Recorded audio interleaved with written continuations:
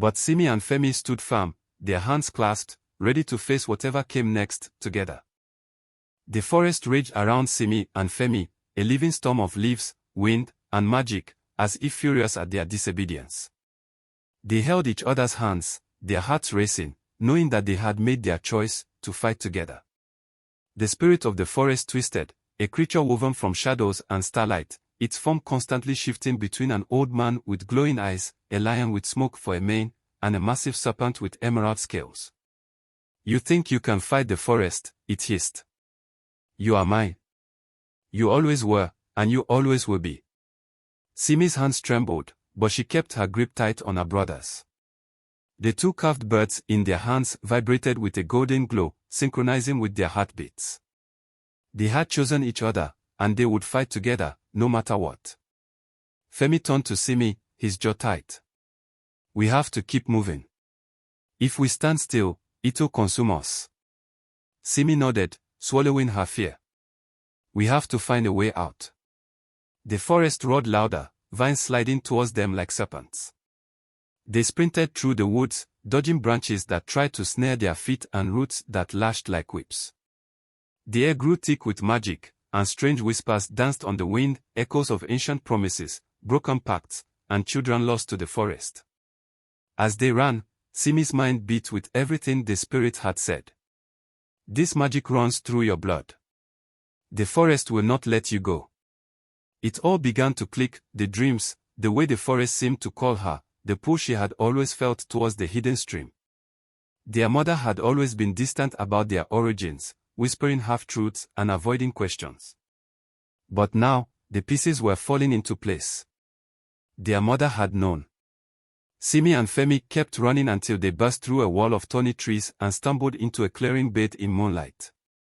For the first time since the very unpleasant and prolonged experience began, the forest fell quiet, watchful, like a predator waiting for the right moment to strike. Femi gasped for breath. "We can't keep running forever." Simi shook her head. "We need to go home. We need to find Mother." Femi's brow wrinkled. What if? What if she knew? What if she's the only one who can tell us the truth? A knot formed in Simi's stomach, but she knew her brother was right. Their only chance of breaking the curse was to return to the source, home, to their mother.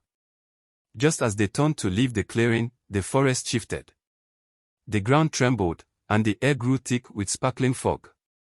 The spirit's voice whispered into their minds like a cold wind. "You cannot run from me.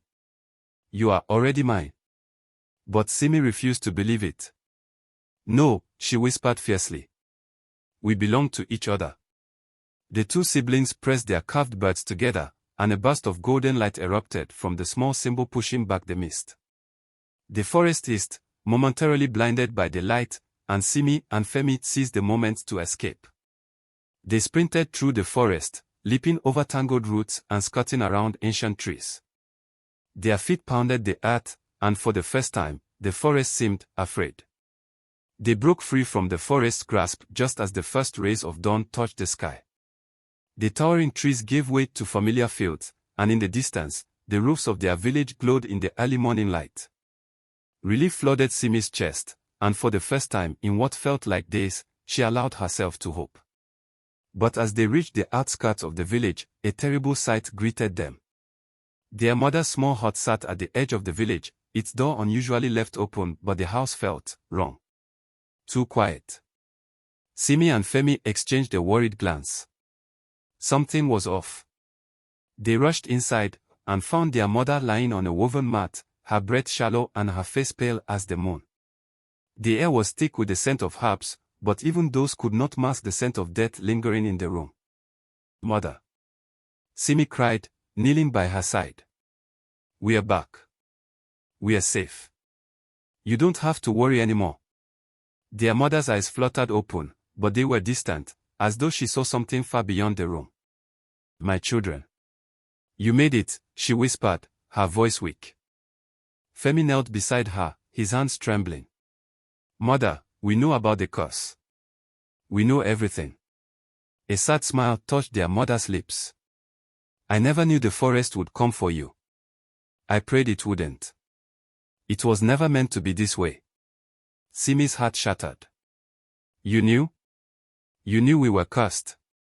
Their mother nodded slowly. It has been the price our family paid for generations. Femi's eyes filled with tears. Then why didn't you tell us?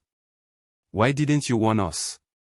Their mother reached up, her frail hand brushing his cheek. Because if I had told you, you would have lived in fear. And I wanted you to live freely like other children no matter what. But I never knew you would visit the hidden stream. Simi's throat tightened. We fought the forest, mother. We escaped. But how do we break the curse? Their mother's smile grew sadder. You can't break it, my children. But you can survive it.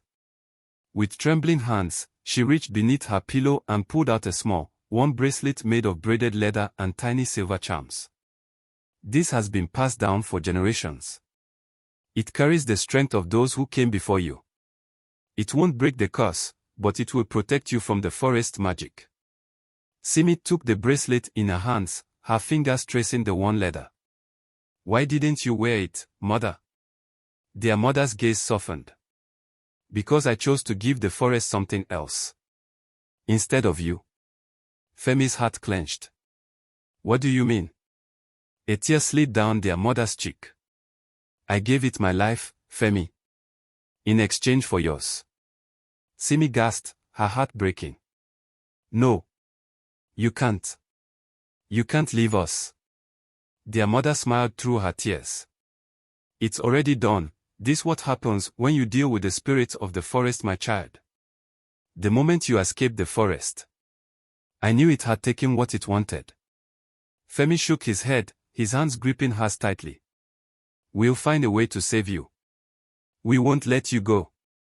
But their mother's breath grew weaker with each passing moment. No, my love. You have to let me go. And you have to leave. The siblings clung to her, their hearts shattering as the truth settled over them like a heavy cloak. Their mother had sacrificed herself to save them, knowing that the forest would demand a life in exchange for theirs. With her last breath, she whispered, wear the bracelet, and remember, you are stronger than the forest. Together. And then, she was gone. Simi and Femi held each other tightly, their grief overwhelming. But as they looked down at the bracelet in Simi's hands, they knew that their journey was far from over. The forest magic still lingered, and the curse had not been broken. But with their mother's final gift, they had a chance to survive, to fight, and to build a new future. The story continues, with the siblings now carrying not only the weight of the curse but also the memory of their mother's sacrifice. The forest may still be watching, waiting for its moment to strike again, but Simi and Femi are no longer the same children who entered it. They are stronger, together. And their fight is just beginning. Simi and Femi are set to avenge the death of their mother and break the generational curses. Anxious to find out what happens next in this story? Subscribe to our channel to get notified of every of our latest videos. Thanks for watching.